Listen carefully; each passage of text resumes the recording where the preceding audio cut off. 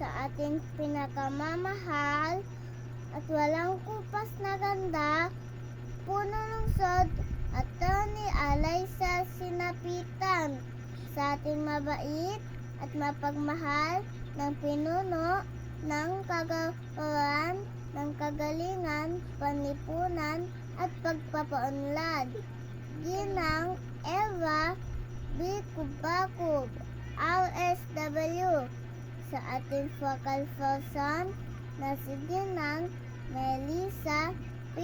Alvarez, sa ating mga barangay officers na naririto na yon sa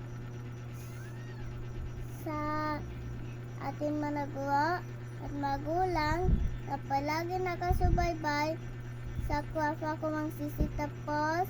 Sa lahat na naririto na yon, isang magandang hapon po sa inyong lahat. Isa sa makabuluhan, kaganapan sa buhay ng isang mang-aaral ay ang pagtatapos. Ang ating pagtatapos sa ngayon ay simula pa lamang ng ating pagpahanda sa mga susunod na baitang. Ang iba sa atin nang tatanong kung anong buhay ng isang mang-aaral sa elementarya. Ang iba siguro kinakabahan na. Subalit hindi dapat tayo kinakabahan kasi tinuyuan na tayo ng ating managuro.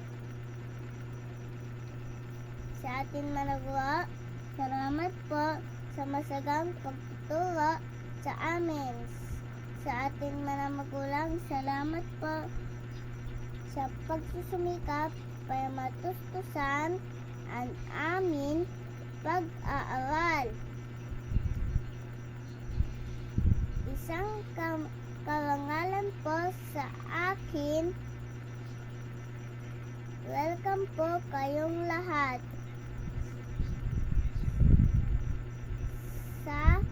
sa 12 taon pagtatapos sa Early Childhood Care Development Program. Sa kwafa ko magsisitapos, congratulations and good luck sa pinabagong yugto sa ating buhay. Muli, isang magandang hapon po sa inyong lahat.